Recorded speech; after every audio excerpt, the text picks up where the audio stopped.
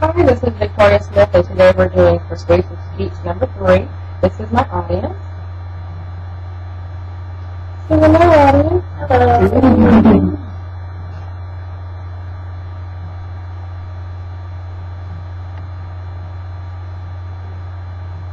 Okay.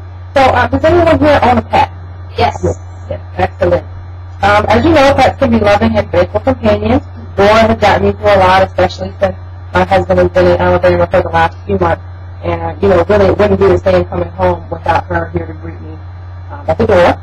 Jane Doty from the New York Times wrote, "Given the opportunity, most pet owners will rave about the joys of sharing their homes with an animal, be it a collie or a chameleon. But they may not realize that beyond pleasure, their non-human companions could help to improve their mental and physical health and even extend their lives." So as we know, pets are often thought of as companions and sources of happiness for their owners, but you don't really think of them as a health benefit. So today I'm going to show that pet owners are healthier than non-pet owners because of the many benefits that pets offer to their owners. I'll talk about the physical benefits, psychological benefits, and the social benefits of owning a pet. I want to start by asking if anybody can think of any type of physical benefit that one may get from their pet. Exercise. Exercise, absolutely. And one body next to you. Woo! All right, so as you know, there are numerous benefits to owning a pet, numerous physical benefits. The obvious one is going to be exercise. You're less likely to be overweight, and you and your animal will be a lot healthier and happier if you play with them or walk them with the dog or something like that. A couple of things that you might not know about the physical benefits of a pet. A study at Cambridge University concluded that owning a pet improved the conditions in general health within 1 month of owning a pet. Fewer incidences of headaches, hay fever, and of colds than all the participants that were involved. Also, blood pressure and cholesterol in pet owners is significantly lower than in non-pet owners. The Center for Disease Control states that pets significantly lower the blood pressure than those with hypertension or in high-risk patients. They also said that the cholesterol can be lowered up to 5 points by just owning a pet. HopeForPets.org explains the reduction in blood pressure can be equivalent to eating a low-sodium diet or consuming less alcohol. Another study done by News and Health showed that pet ownership proved to be one of the best indicators of surviving a heart attack. Regardless of the severity, 1 year after the attack, they re-interviewed all of them, and the ones with pets were actually significantly more likely to still be alive than the ones who didn't own pets. Marty Becker, who's a vet and consultant with Good Morning America, said that owning a cat makes you 30% less likely to have a heart attack and 40% less likely to suffer a cardiovascular incident such as a stroke. I'm sure that everyone here knows that diabetics have to monitor their blood glucose. Another physical benefit of pets is that they actually can do that for you. They start to change their action when your blood glucose level changes because of the body chemistry. So they've actually started, they've inspired dogs for diabetics, which trains companion dogs for those with unstable glucose levels so that they know when their owners are actually suffering from low blood glucose levels. So also I know that Stephanie, you have children, and Shalita, obviously you have children. Did you know that children 5 to 7 years old in pet-owning households attend school 3 weeks more a year than those who don't own pets? Does anybody here have allergies? Oh yeah, allergies. Yes.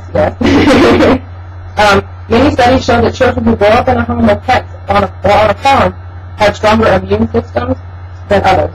Infants were found to have significantly lower chances of having allergies, 19% versus 33% if you didn't own a pet.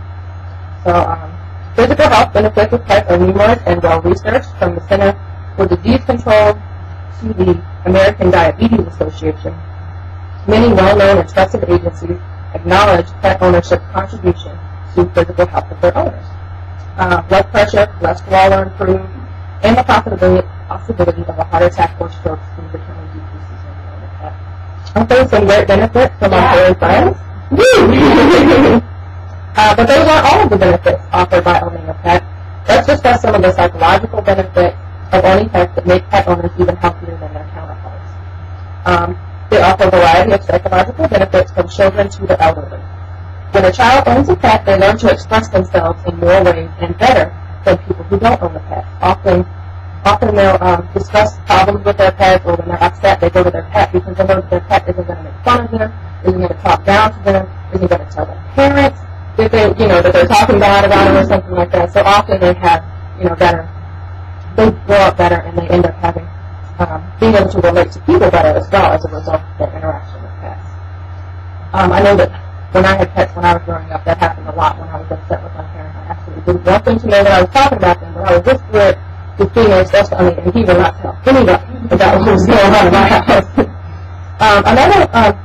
Another set of people that was really helped psychologically by pets are soldiers and veterans suffering from PTSD. It actually found veterinarian Katie Nelson explained that suicide rates are significantly lower among veterans who actually have a pet because they don't have to explain the situation that they've been through, and they have somebody who loves them unconditionally. As a result, fewer of them take their own lives. So it's another psychological benefit of owning a pet.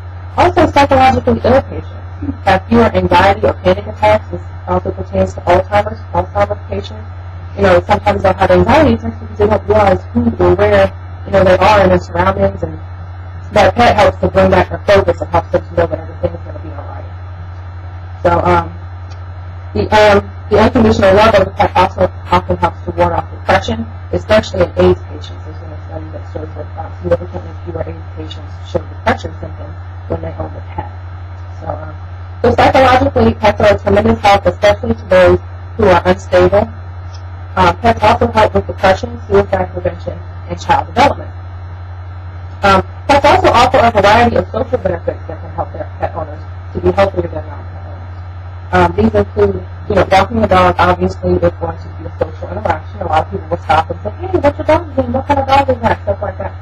When you're more socially active, studies have shown that you're less likely to show physical and mental declines, and people with more social relationships tend to live longer than those who don't. Children who own pets are often less self-centered, and to the elderly, pets help with problems with isolation or loneliness, and they give them a sense of fulfillment. Dogs can be especially helpful for singles in mingling and sparking conversation.